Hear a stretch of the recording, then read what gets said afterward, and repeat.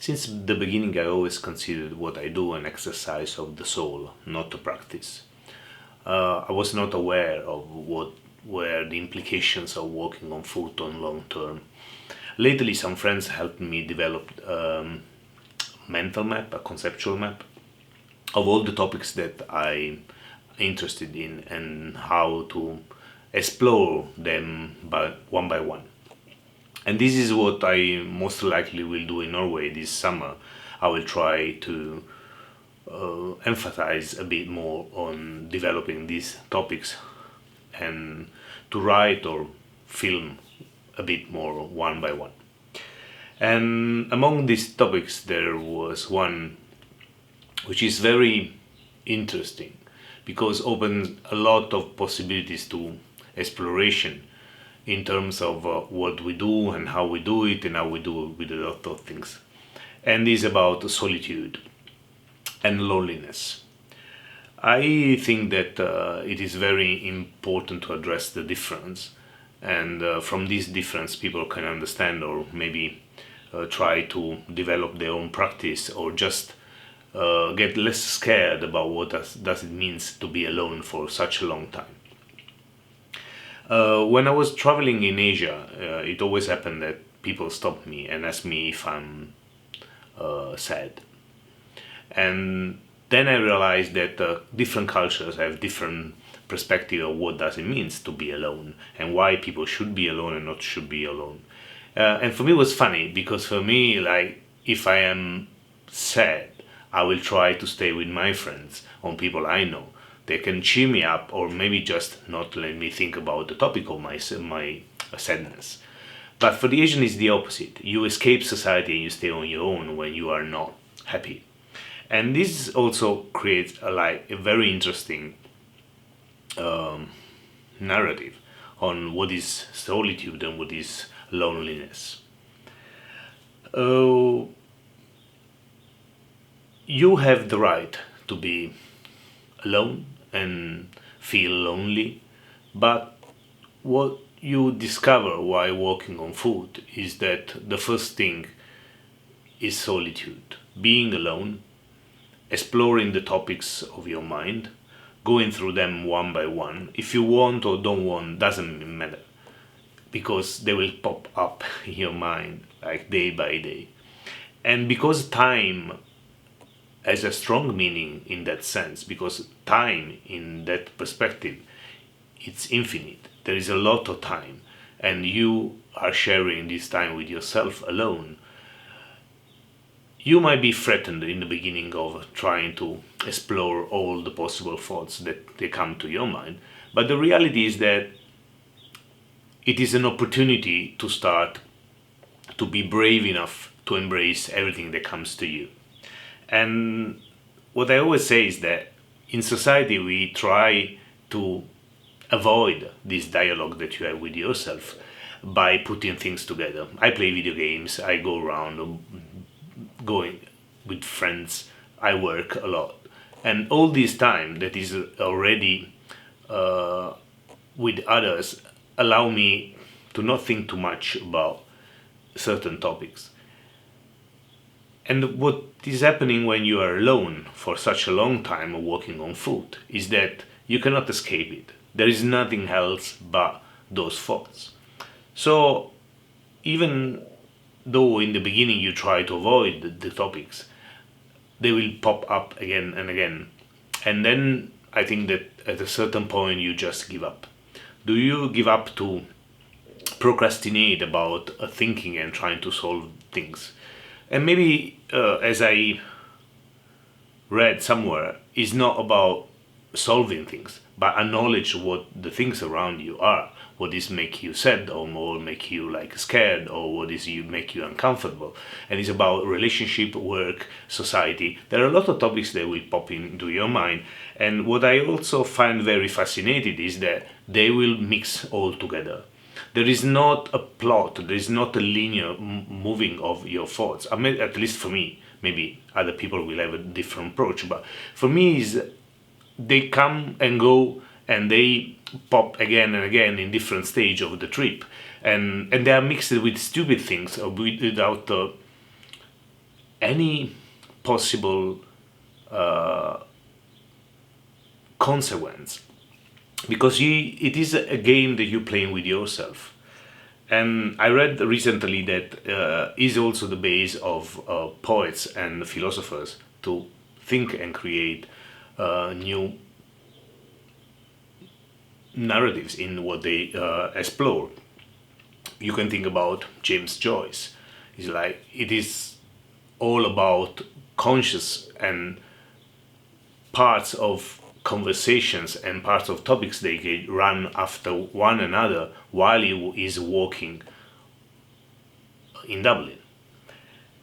I'm saying this because some people, even friends I have, they're a bit scared of being alone. They don't like it. It's uncomfortable for a lot of people, and I don't judge it. It's necessary to address that it's not for you.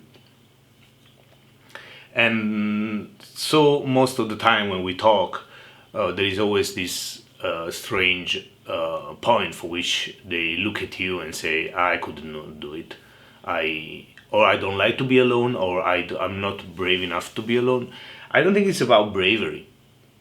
I think it's about let it go, staying together with yourself for a bit. Maybe one day you choose. I'm always fascinated by slow approach to things. Radical changes are a bit too much for us, especially because we are so bombed by a lot of messages in the society. So it's better to take it easy.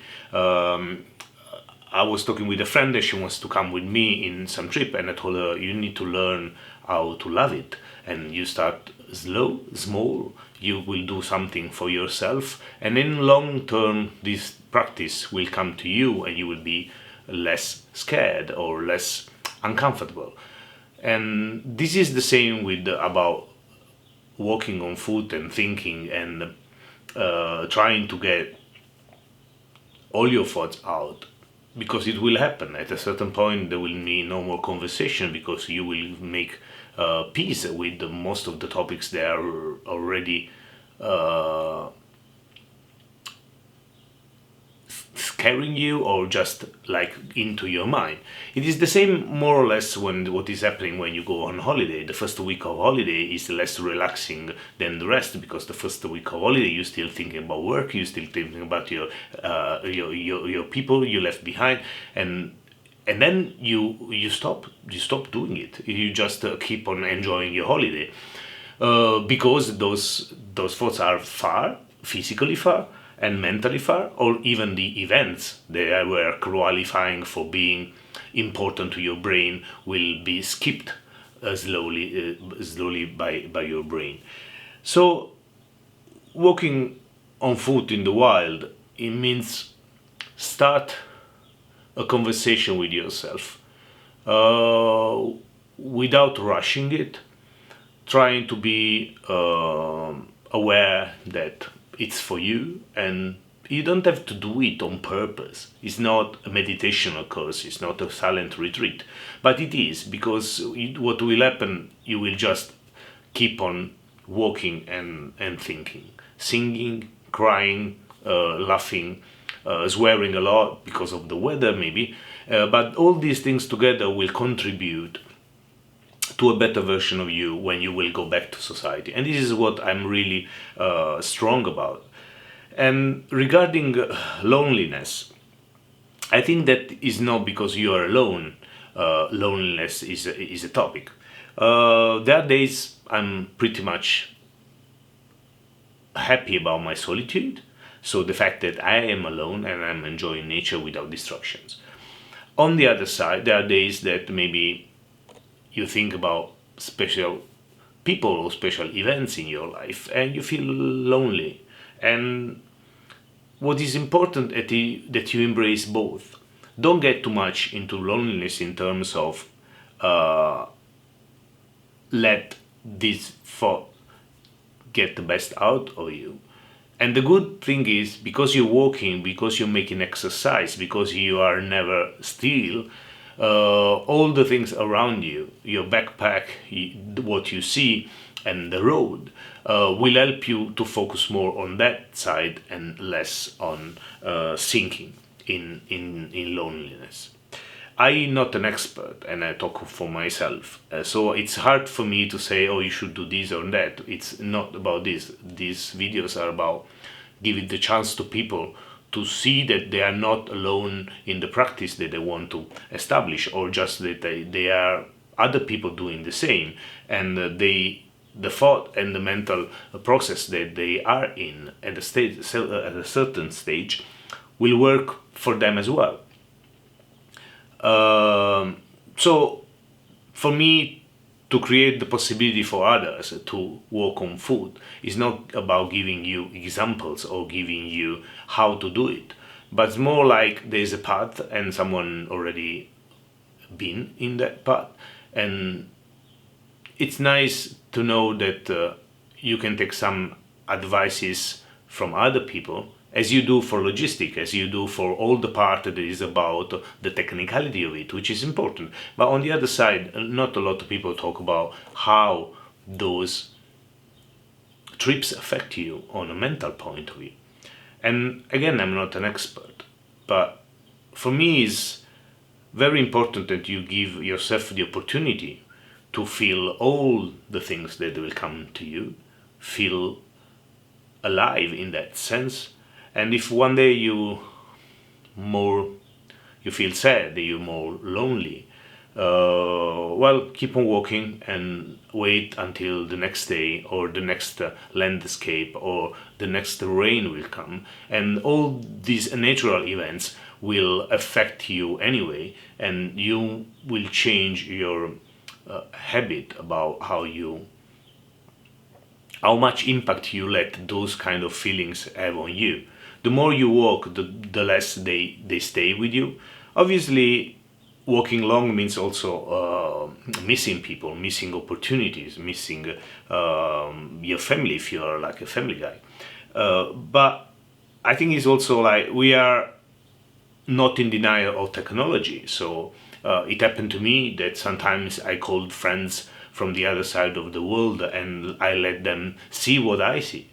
And I have a couple of friends for which this is now is a game between us, and is a nice opportunity to have a conversation. Me in Tasmania on a beach, and them going to sleep on the other side of the world, or maybe in China, and show them the Great Wall. It is not.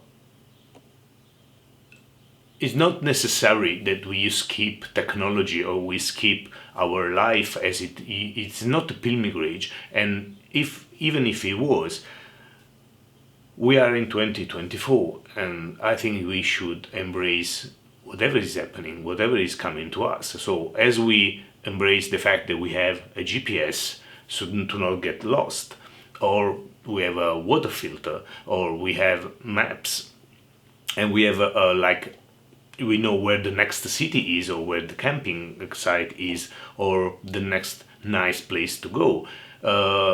We should also consider that technology is not against us, and you don't have to disappear from society. You don't have to. If you want to, it makes sense. But for example, when people ask me, okay, but you filming or you sending stories while you are alone and in the wild, and I say, yeah, but that is 10 minutes over 17 hours of light, which honestly, it's feasible. It's okay. It's not a big thing. I don't think too much about it. I see a new cliff, I see a new nice path, and I film it, or I call someone, and then all this is just another exercise inside it to avoid loneliness, embracing the solitude you are in. And for the same reason, for example, even though in the beginning I haven't done it, but lately I'm bringing my mocha with me to make coffee in the morning, and it's not because of coffee or because of the taste of it, because I need caffeine, but it's more a rituality, and there are rituals that will help you to avoid the sense of loneliness and embrace solitude. And coffee is one of these, because you have to prepare the mocha, you have to wait, and waiting is embracing and let your soul wake up with you, for example, in the morning, instead of martially getting out of the tent, packing everything very quickly, and just leave the space. Which you can do it. I've done it. It happens, for example, when it's heavy rain. You don't do coffee. You just swear. You pick up your stuff. You do very quickly, and you start walking. But embracing the natural cycle of keep things slow while you walk, it's very good for your health. At least from my point of view, because I'm a very practical person, I might tend to run in the morning, which is not good when you have 9 or 10 hours of walking. So it's better to just stay there and embrace it. Allow yourself to a bit of joy from small things. And coffee is a good thing, because you have to wait, you have to stay by the fire, you cannot leave. I mean, at least mine is a bit unstable wind, so I have to stay there.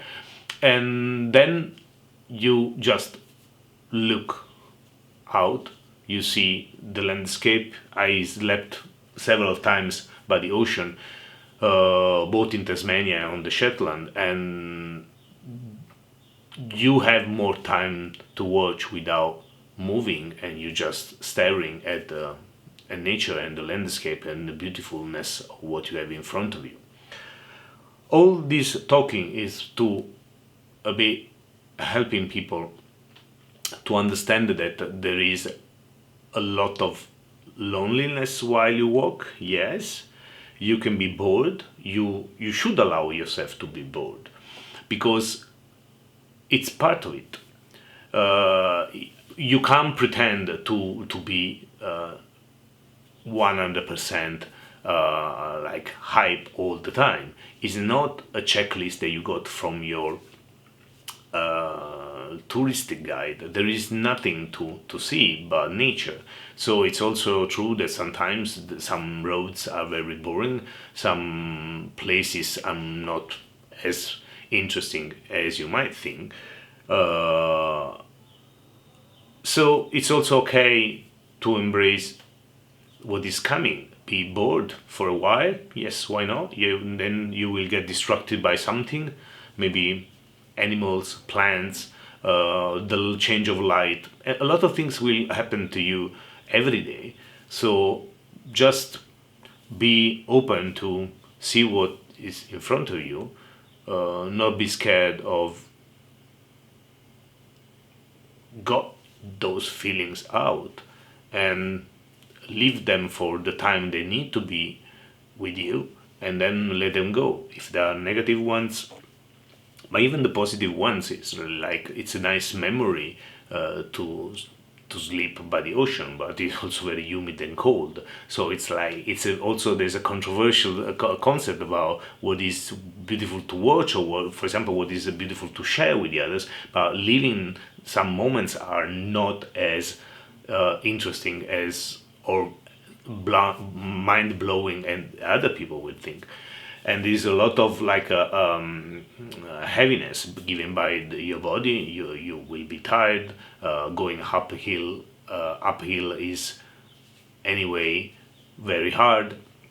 Sometimes I share, for example, the parts that are harder, because people think that everything is beautiful and everything is easy, and sometimes it is not. So sometimes it's also very funny to show them the B side of things, when you get bored, or when you get so overwhelmed by nature.